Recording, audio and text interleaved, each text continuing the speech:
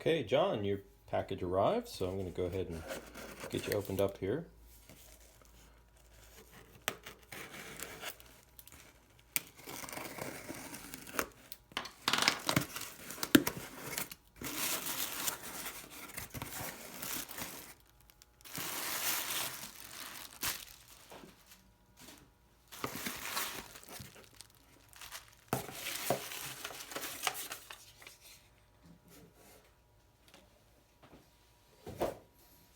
Okay, so this should be your BellMatic.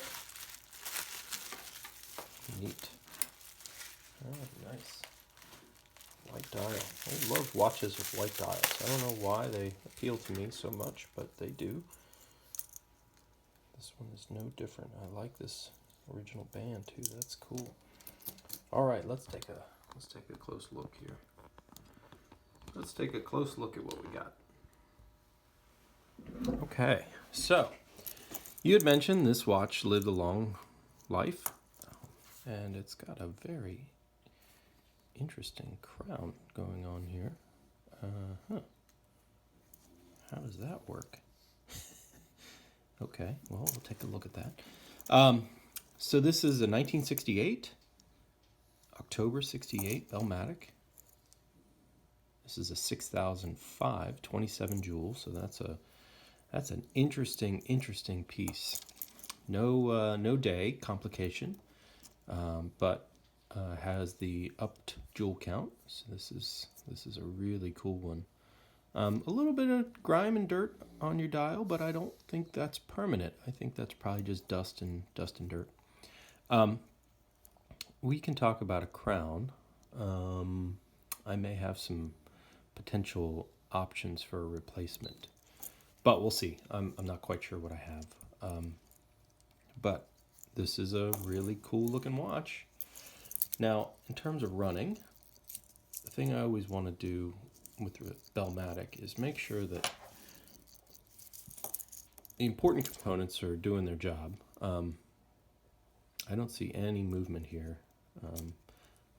I want to try and put some power in your... Oh, okay, so... Interesting. That... Well, I'm not sure what we're doing. Oh, there we go.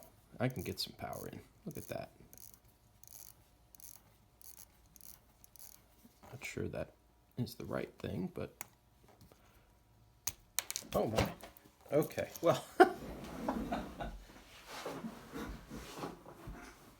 have a feeling we're in for some fun. There we go. You gotta warn me about these things, John. Oh, wow. Okay, I'm not sure what I'm doing here.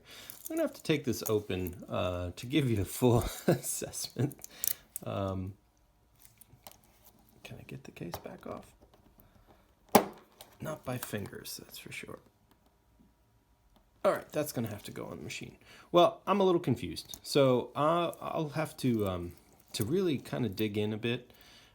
It's all just mechanical stuff. It's this is probably just bad lubrication, everything gummed up inside.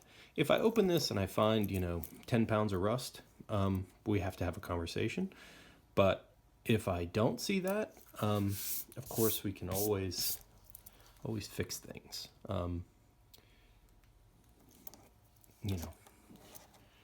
Let me see if I can get your case back off, and I'll be right back. Okay, John. Well, it's looking a little rough, man. I have to say, you don't often open these and find bubbling, weird, rusty things. I'm a bit concerned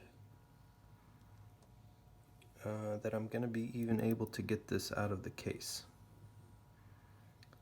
I will do my best. There are no promises. You got things in here that are pretty funky. Yeah,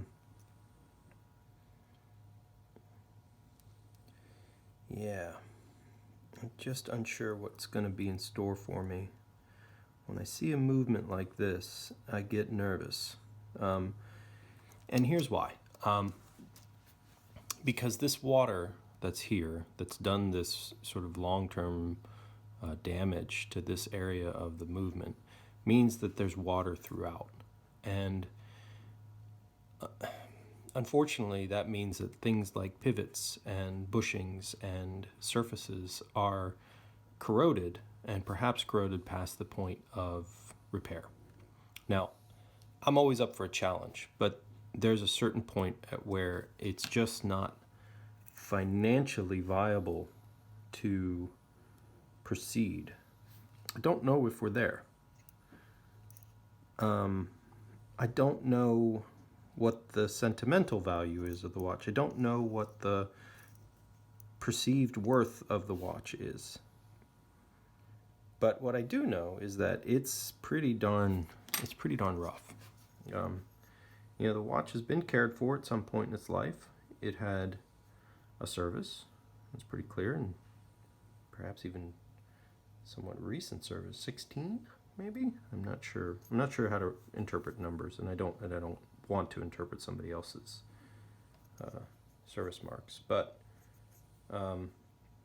clearly, it's been serviced. So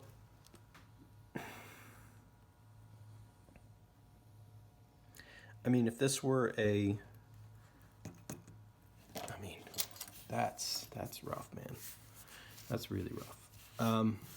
If this were, you know, a 62 Moss or something, I could say, hey, we got to throw in everything and get this thing back. I'm just worried. I don't have a replacement movement. That's my other thing. I mean, oh, man. Well, okay. So here's what I propose. Let me know what you want to do. I'm going to send you this video. We can discuss it. We can go farther.